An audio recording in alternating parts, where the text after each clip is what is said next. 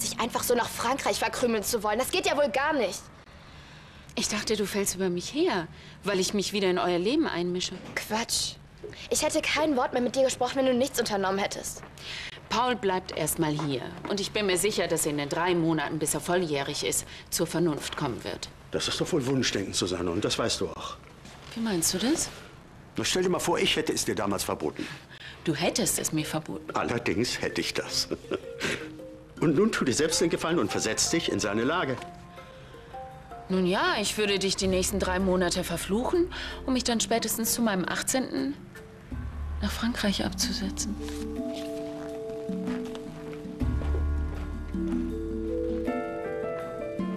Alles Gute auf jeden Fall.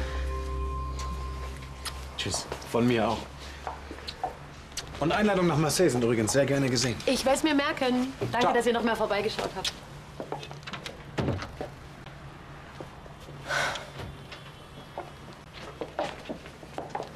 Oh, für mich? Danke. Sehr schlimm, dass du jetzt erstmal ohne Paul fährst. Natürlich werde ich ihn vermissen. Ja, aber die 3 Monate kriegen wir auch irgendwie rum. Aber? Ach, ich finde es einfach nicht gut, dass die ganze Situation so negativ belastet ist. Du meinst wegen Susanne? Natürlich hätte ich mich gefreut, wenn Paul gleich mit mir gekommen wäre. Aber wenn es die Umstände nun mal nicht zulassen, zumal Susanne ja wirklich recht hat. Ich weiß selbst, dass es für ihn am besten wäre, wenn er erst mal hier bliebe und seinen Abschluss fertig macht. Das sieht er natürlich ganz anders, stimmt's? Klar, du kennst ihn ja inzwischen auch etwas. Er glaubt, Susanne würde es ihm nur verbieten, weil sie uns Steine in den Weg legen will. Ach, das ist doch Quatsch. Ja, das sehe ich genauso. Aber in der Hinsicht ist Paul total verbohrt. Ich kann nur hoffen, dass er Susannes Verbot akzeptiert. Damit die Situation nicht ganz eskaliert. Auch wenn es dir nicht passt, ich liebe Anne. In 3 Monaten bin ich 18, du kannst mir gar nichts mehr verbieten. Ich weiß. Ja, und warum siehst du dann nicht ein, dass ich alt genug bin und solche Entscheidungen allein treffe? Du sagst doch immer, du willst uns zu selbstständigen Menschen erziehen. Also? Weißt du, was komisch ist? Ich war in deinem Alter genauso. Der gleiche sture Dickkopf. Die gleiche Verachtung für jede Art von Kompromiss. Was die anderen denken, interessiert mich einen Dreck. Das habe ich nicht gesagt. Ich find's gut. Ich war genauso. Und ich habe meinen Weg gemacht.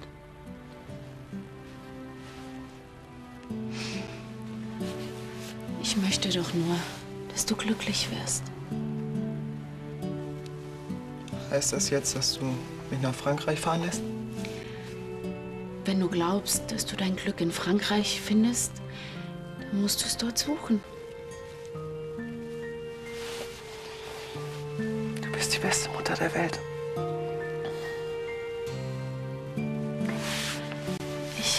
Ich habe noch was für dich.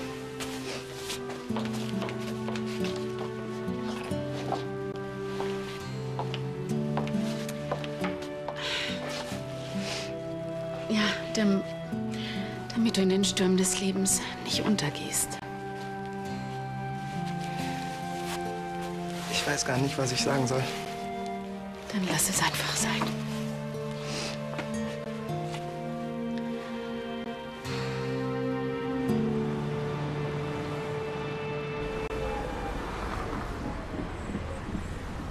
Und du kommst in den Sommerferien, sonst knallt's. Ich lass dich einfliegen. Ja, ist gewohnt. Hey. Ich bin so froh, dass du deine Meinung doch noch geändert hast. Es wäre mir sehr schwer gefallen, ohne Paul zu fahren. Ihm wäre es schwer gefallen, hier zu bleiben. Also ich denke, wir haben die richtige Entscheidung getroffen. Hast du Susanne etwa überredet? Nicht überredet, überzeugt. Das ist ein Unterschied. Ach, Schwesterherz, ich hab da noch was für dich. Du hast ihn mir so oft gemobst, dass er ohnehin schon in deinem Besitz war. Aber jetzt mache ich's offiziell. Blöd, Mann. Aber glaub ja nicht, dass ich dich vermissen werde. Ganz im Gegenteil, endlich keine blöden Sprüche mehr. Ich muss los. Also. Mach's gut. Du auch. Alright. Also ich denke, das ist unnötig, es zu erwähnen. Du kennst ja Paul auch schon eine ganze Weile, aber er ist noch keine 18 und... Keine Angst. Ich denke mal, er passt gut auf mich auf. Er auf dich?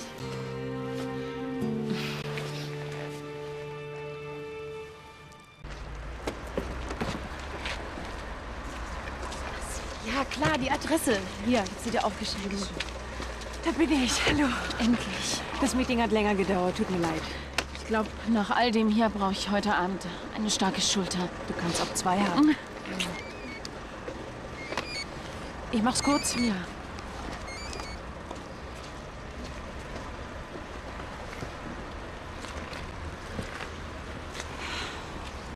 Danke für alles. Du hast so viel für mich getan und ich werde es wahrscheinlich nie wieder gut machen können. Aber ich werde es dir nie vergessen. Ach, jetzt hör schon auf. Ich stell mir einfach vor, du fährst zu einem deiner Spiele. Sonst flute ich hier noch die Straße. Mach's gut. Ich habe hier Elisabeth. Für Paul.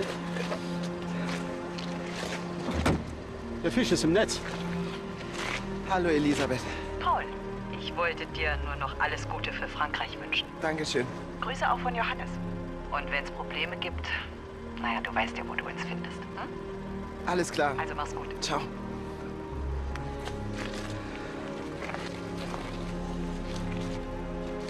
Tja, sieht so aus, als ob aus unserer WG wohl doch nichts wird. Vielleicht auch besser so. Du kennst ja mein Ordnungssystem. Ist etwas gewöhnungsbedürftig.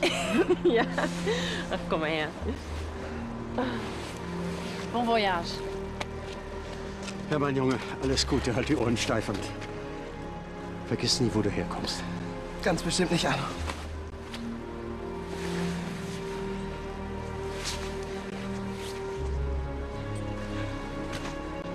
Ich vermisse dich jetzt schon, du Idiot. Es gibt doch Internet. Ich schreibe dir jeden Tag eine Mail. Und Schweine können fliegen. Mach's gut, großer Bruder.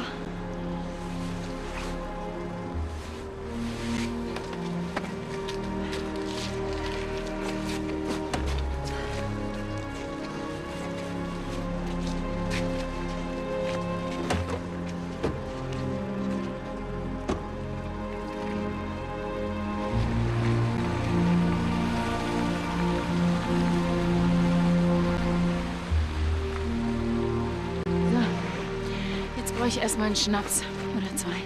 Susanne, ich muss aufs Schloss. Mein Vater muss mich sofort sprechen. Es tut mir leid.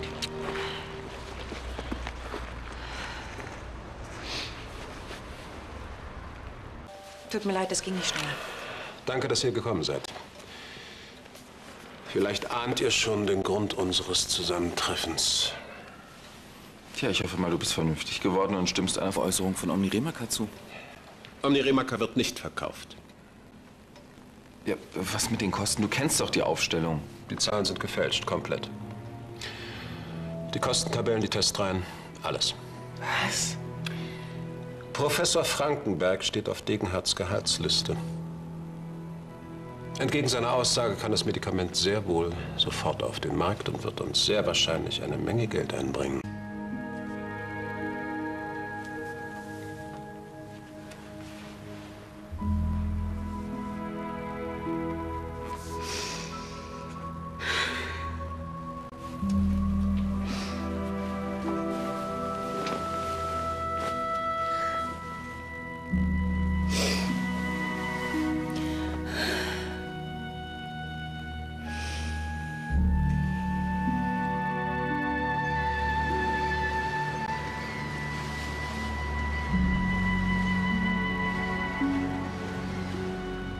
Ciao, Belle. Übertreib nicht so schamlos. Hast du schlecht geschlafen? Überhaupt nicht. Das ist ja auch kein Wunder. Ach komm, Paul geht's gut. Er ist bei der Frau, die er liebt. Du solltest einfach versuchen, loszulassen. Wenn du wüsstest, wie schwer das ist. Paul und du, ihr habt schon ganz andere Dinge gemeistert. Hallo. Ist was mit Paul? Er ist gestern mit seiner Freundin nach Frankreich gezogen. Oh, für immer? Zumindest haben sie sich eine Wohnung in Marseille genommen. Und wie kommst du damit klar? Habe ich gesagt, dass ich damit klarkomme? Ich bringe euch die Karten. Was hältst du davon? Ich glaube, bei unserem coolen Klamottenladen gegenüber dem Italiener, da ist Ausverkauf. Hast du Lust? Warum nicht? Hast du Zeit? Na klar. Für junge, attraktive Mütter in der spätpubertären Ablösungsphase immer. Ach, Entschuldigung. Lahnstein. Nein, das ist gerade ganz schlecht. Gut, wenn es nicht anders geht, bis später. Du hast keine Zeit. Der Nachmittagstermin wurde kurzfristig vorgezogen. Ich hasse sowas. Musst du sofort los? Ja, leider. Aber heute Abend, da machen wir was Schönes zusammen. Versprochen. Versprich nichts, was du nicht halten kannst.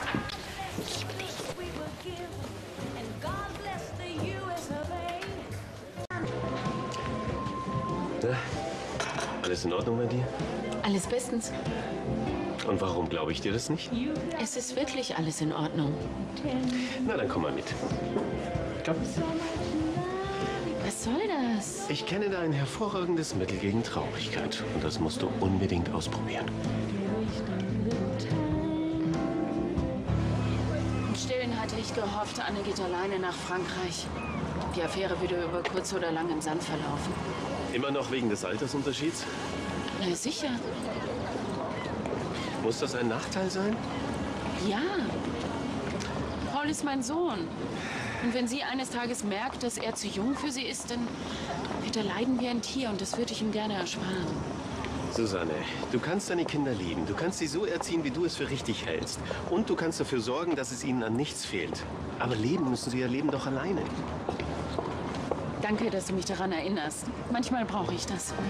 Ich kenne da ein hervorragendes Mittel gegen Traurigkeit. Ich habe es damals erfunden, als ich in Amerika unter Heimweh gelitten habe. Waffeln? Ja, aber nicht irgendwelche Waffeln. Das Leben ist manchmal wirklich scheiße, aber solange ich darüber lachen kann, ist es mir völlig egal, Waffeln. So, dann hätten wir gerne 2 Waffeln. Und zwar mit heißen Kirschen, einer Riesenportion Sahne, Schokostreusel und Krokant, wenn Sie haben. Vielleicht auch Karamellsirup drauf. Ja, sehr gerne.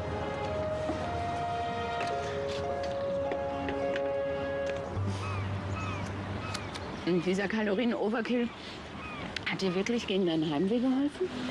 Nö. Willst du mich jetzt auf den Arm nehmen? Heißt das, ich habe mich völlig umsonst in die Diabetesliga katapultiert? Nö. Wie jetzt? Aber es hilft doch, oder? Du bist unmöglich. Aber eines Tages werde ich mich rächen. Und zwar dann, wenn du es am allerwenigsten erwartest.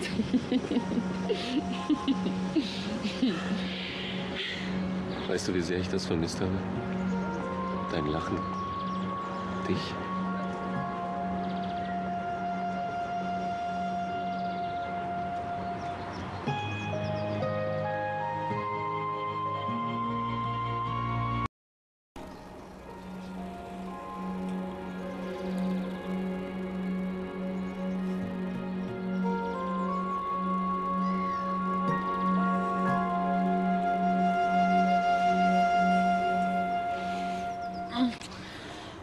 Was tun wir da?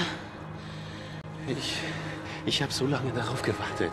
Susanne, ich... Nein, bitte.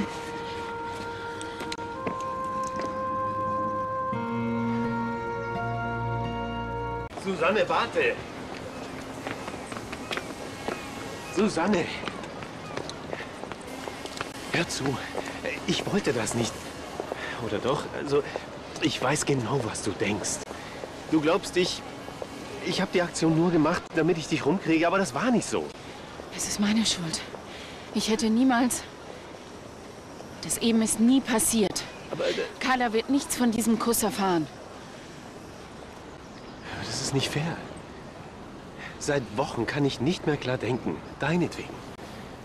Du sagst die ganze Zeit, dass nichts zwischen uns ist. Aber ich habe es immer geahnt, dass es dir genauso geht. Und jetzt weiß ich es. Dann irrst du dich. Ich war traurig. Ich war alleine. Du warst da. Das war alles. Das nehme ich dir nicht ab. Dein Problem.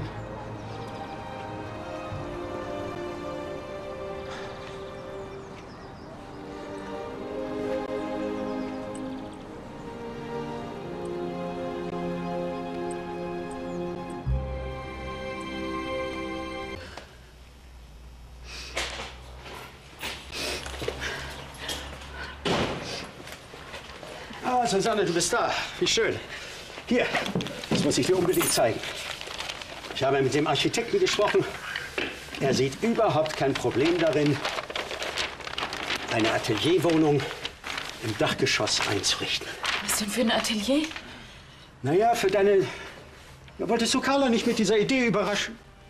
Um Gottes Willen. Was ist denn passiert? Nichts. Entschuldigung. Ragnar? Ich bin's. Wir sind eben in die Wohnung eingezogen.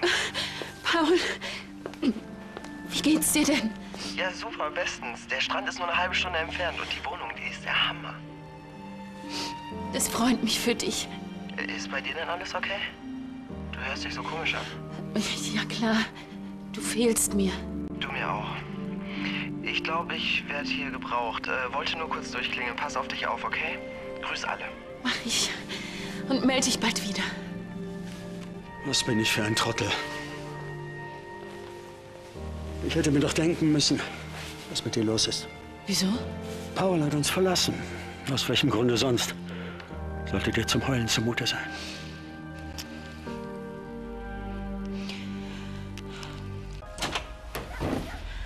Was? Für die schönste Frau der Welt. Ach, du bist es, Carla. Hast du jemand anders erwartet? Nein, natürlich freue ich mich, dass du hier bist.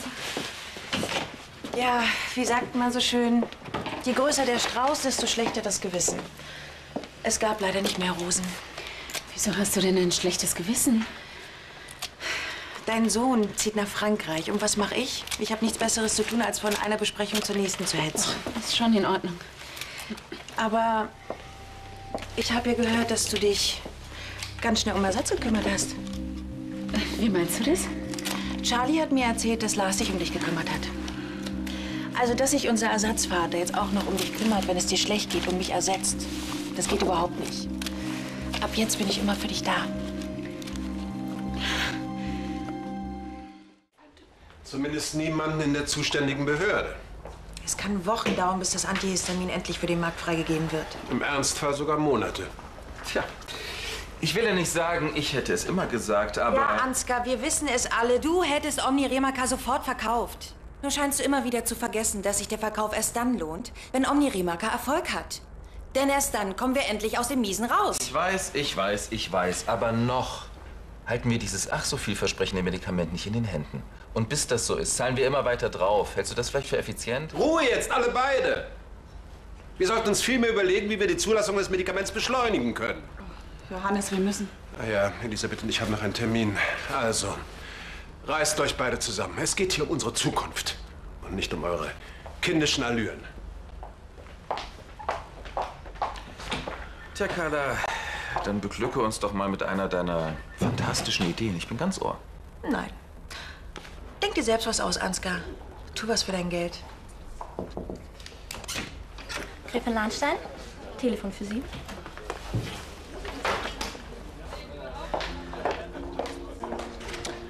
Worauf du dich verlassen kannst.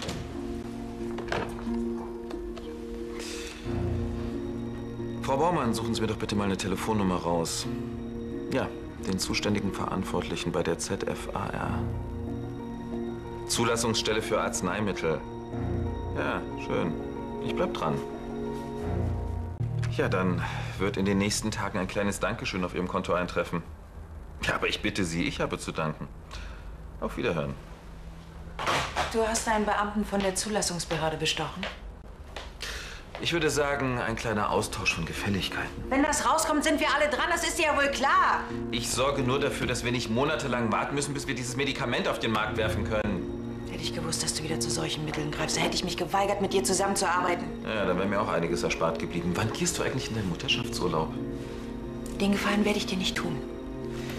Dann krieg jetzt endlich deine Hormone in den Griff. Mach dir klar, dass Adrian Degenhardt bei der Wahl seiner Mittel auch nicht zimperlich ist. Entweder wir halten dagegen oder wir bleiben hübsch moralisch und gehen hübsch pleite. Ruf den Beamten an und zieh dieses Angebot zurück. Lächerlich. Auf keinen Fall. Gut, dann mache ich es selbst. Das ist die Nummer? Ansgar, gib sie her. Entschuldigt bitte, aber wie alt seid ihr eigentlich? Ich dachte, ich hätte mich vorhin deutlich genug ausgedrückt. Tut mir leid. Ich habe nur meine Tasche vergessen, also fasst euch kurz. Worum geht es? Er hat einen Beamten bestochen, um die Lizenzvergabe zu beschleunigen. Na und? Degenhardt wird nur noch zu ganz anderen Methoden greifen. Und genau in diesem Punkt unterscheiden wir uns von ihm. Sonst wären wir keinen Deut besser als er. Das sehe ich genauso. Verdammt nochmal, bin ich hier der Einzige, der noch kapiert, worum es geht? Wenn wir nicht alles daran setzen, Omni-Remaca gewinnbringend zu verkaufen, dann macht Degenhardt uns fertig. Wenn du wirklich etwas für den Fortbestand der Holding tun willst, dann hör auf deine Schwester. Ich dulde keine kriminellen Maßnahmen. Ist das endlich bei dir angekommen, Ansgar? Also mach diesen Bestechungsversuch augenblicklich rückgängig.